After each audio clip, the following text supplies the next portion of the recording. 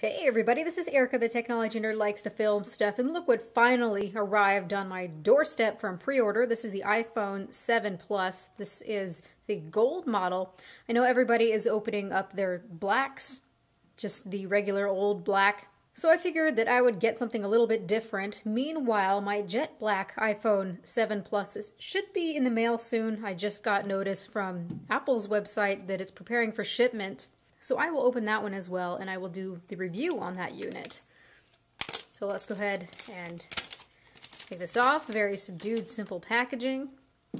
We have a direct comparison here because these are both the same color. I just adjusted the exposure a little bit. So you can see that we've got the documentation that's on the top. I find that a bit surprising. They don't have the iPhone in all its glory peeking up first. And we've got this little tab. There's the phone here. You've got your brick, you've got your earbuds. Right here you've got your data sync cable, charging cable, lightning adapter, and also the lightning earbuds as well. Let's just go ahead and remove this. Ooh, I can hear that static cling feeling. And they always stick to me, always, always. Shoo! Ooh, so there you have the phone. That looks really quite nice. I thought that I wouldn't really like the appearance of this dual camera here, but it's not too bad actually. And I am really liking that the antenna bands are now up here at the top instead of being really disruptive. So here you have side-by-side look at the old gold, which is kind of smudgy, iPhone 6s Plus, and the iPhone 7. To my eyes, they seem to be about the same color. Yeah, I would say that these are the same color, looking very, very similar here. Maybe the font down here where it says iPhone is a little bit thicker.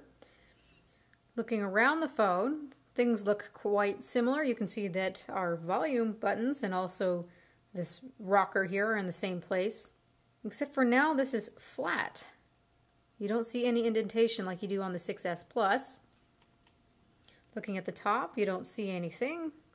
Looking at the right-hand side, everything seems to be in the same place, antenna bands included. SIM card tray, got our power button.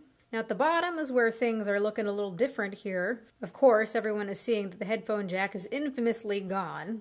So you've got a speaker and probably just a microphone down here at the bottom. This is just meant to look uniform, to look nice. And then, of course, the lightning port. On the back, we've got those dual 12 megapixel cameras. One is the telephoto lens, and the other one is just the regular lens. And you've got your dual tone quad LED flash and a microphone. I'm actually quite a big fan of solid state buttons. They worry me less, they provide less anxiety for me. I've really been liking the trackpad so far on my little MacBook. After having things like the Nexus 6P or the OnePlus 3, or any other of those Android phones that have those solid-state buttons, I find the clicky buttons to be so last year. Also looking at you, Samsung. At nighttime, I'd be sitting in bed with my iPhone, clicking, clicking, clicking away. And now you have some control over that haptic sound. Let's go ahead and turn this on. So just that haptic engine now, I think I'm really going to enjoy that. I've been hearing that it feels quite weird. Turning on the display. I'm hearing that the display is actually quite a bit warmer than what we have on the iPhone 6s Plus. So we'll see just how much warmer this looks.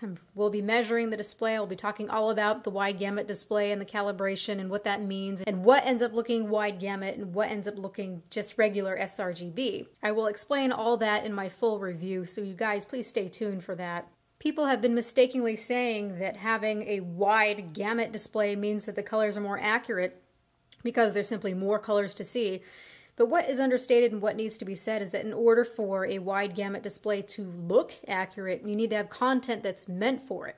If you have content that's meant for a display like this that has sRGB as that color gamut and you put it on this display, all it does is stretch it out and oversaturate the colors so nothing looks right.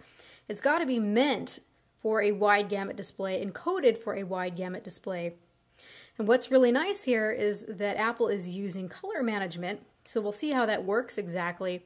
But if it takes an image that's meant for sRGB, it's going to map it properly. And what it means when it's mapped properly is it's just going to look like the regular iPhone. You shouldn't be able to tell the difference. So already I can feel that nice Taptic engine. Let's go ahead and set up Wi-Fi. Alright, so I put in the Wi-Fi password, got it set up a little bit, and I can see already that this is a bit cooler, quite a bit cooler than the whites that we have on the iPhone 7.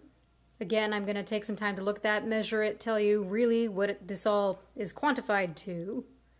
Now, as for that cookie button down here, it doesn't quite feel like a button. It's similar to what I've been hearing. It kind of feels like the whole bottom part is actually clicking or vibrating. But again, I prefer these types of buttons. Let's see about the strength of this. To me, the 1 feels most pleasant. Like it's just barely there. Maybe it's more convincing of it being a real button click. 2 is something stronger. I can feel it in my hand. And 3, yeah, I can really feel that. I think I'm going to keep it at a 1. That's my preference. Yeah, that feels more just like a regular button to me. I decided to fire up a movie and see how those speakers sound, because now we've got stereo speakers, or at least one's a speaker here, and this is a front-firing speaker. And honestly, it feels a little bit wonky and off balance at first, because I can tell the sound's coming from here and then out the bottom. But if you're cupping it like this, and you give it some time, your brain seems to adjust to it. It's definitely a lot louder, which is nice.